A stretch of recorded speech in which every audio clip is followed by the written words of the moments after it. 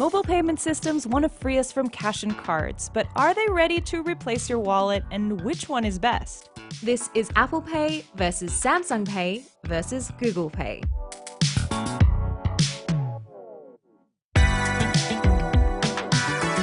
Apple and Google use NFC, or near-field communication, to make a payment where you tap your phone on a terminal.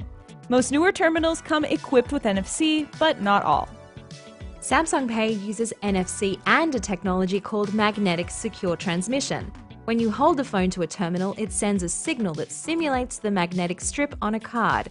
This means it works with older terminals, and all three let you make a limited number of payments even when there's no signal. So I've been taking this test very seriously and only using mobile payments for about a month now, Lexi. But why is that? Because I lost my credit card. Aw. My physical credit card is nowhere to be found. I already memorized the numbers and I just haven't replaced it. So I've actually appreciated having the option to do either Google Pay or Apple Pay. But even in San Francisco, a city that you would expect to be ahead of the game in terms of NFC terminals, there's still a lot of merchants that don't take either form of payment. And that's the clear advantage with Samsung Pay is because of that MST, you're going to be able to use this pretty much everywhere. And especially if the merchant has been a bit slow in updating their terminals to NFC or contactless, you're going to be totally fine with Samsung Pay. Samsung Pay, even though it's worked 99 times out of 100 in all of the places I've tried it, there is that one time where it's a different kind of terminal. Maybe it's like an iPad-based system, something that's a little bit different. It won't work. And it's really embarrassing because the shopkeeper's like, oh, it's not going to work. We don't do mobile payments. And I give them the big spiel about Samsung Pay and how it's definitely going to work. This technology will work, and then it doesn't work, and then I'm really embarrassed. And they're not just on your phones. Apple Pay works on other Apple products like the iPad and watch. Google Pay will work with newer Android phones and watches. And Samsung Pay is also on some Gear watches. They also work online. Apple Pay has browser payments in Safari and in several apps. Just confirm with your fingerprint or your face and you're done. Google Pay just rolled out browser payments as well in Chrome, Safari, and Firefox. But not many online stores use it yet. Google and Samsung Pay also work on sites that use Visa Checkout if you're shopping on your phone. So I do a lot of shopping online, and as a result, I really love it when a site accepts a mobile payment system, so I don't have to enter my details again. When they do take Apple Pay or Google Pay, it's pretty seamless. You don't have to input anything. All you have to do, at least for Apple Pay, is authenticate.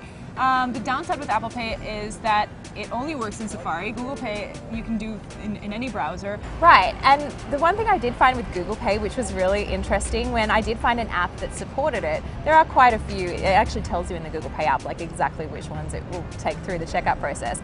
But because when you use Google Pay, your phone is already unlocked, and you go and actually start to process the payment through the Google Pay interface, there's no second layer of authentication. Like, you don't need to use your fingerprint or the PIN again to verify that you want to make that purchase. I accidentally bought stuff on Google Pay checkout in an app because I didn't re-authenticate. I was just like, yep, continue, it's got my payment. Oh, it's processed the order and I didn't want it to. So that was a bit of a pain point for me. It would be great if there was just an extra layer in checkout for people like me who buy things accidentally.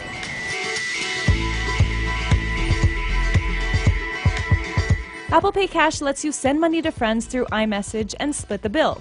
Google's version is called Google Pay Send. As you might expect, only Apple users can send money to each other, but Google lets you send money to Android or iOS users, or through your computer.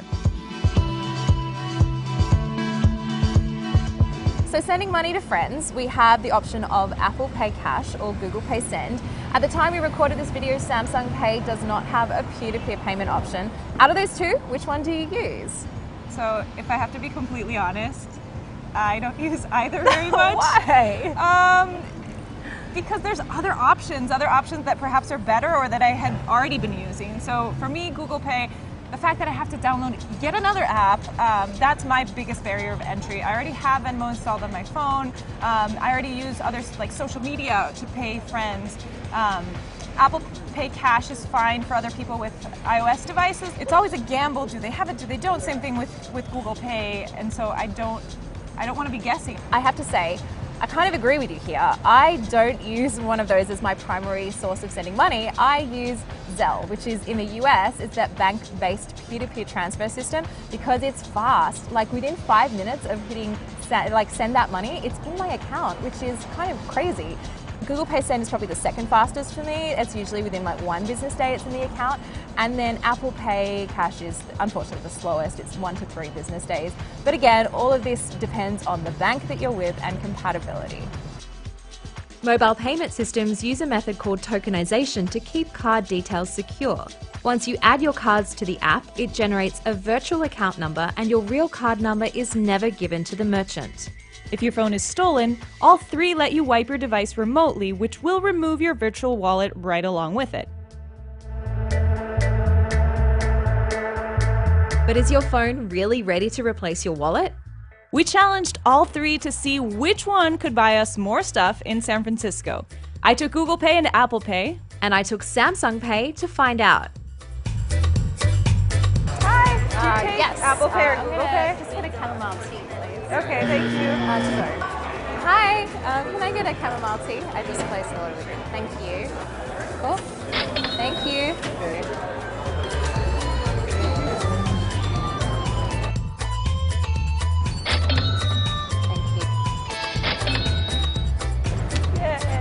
Finally!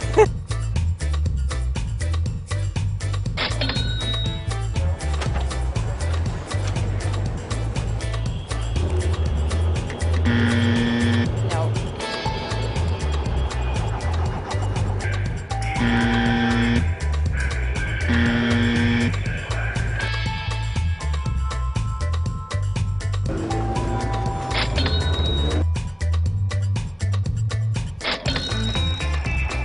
Thank you so much. Have a great day. Bye. So, Vanessa, I think Samsung Pay clearly won this challenge. Yeah, it was not even a competition here. You have way more stuff than I do. I couldn't even get my morning coffee, which would have been pretty upsetting if I was relying on Google Pay and Apple Pay alone.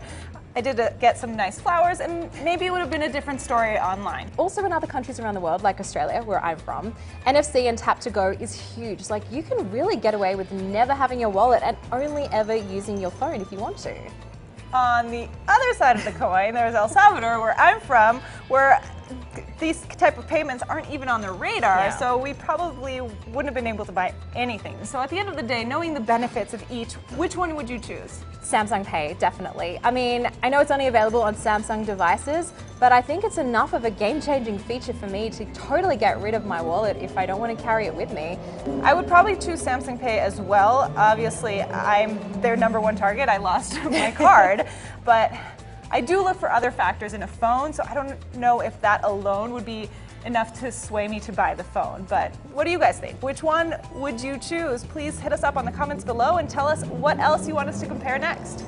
All right, so. All right. Okay. Rolling. If the wind is okay? Oh, you just look like you guys in a hurricane, but that's fine. Like jackets, hair, everything. It's like We're reporting live from a hurricane in San Francisco, and we're gonna go buy some to survive. Yeah.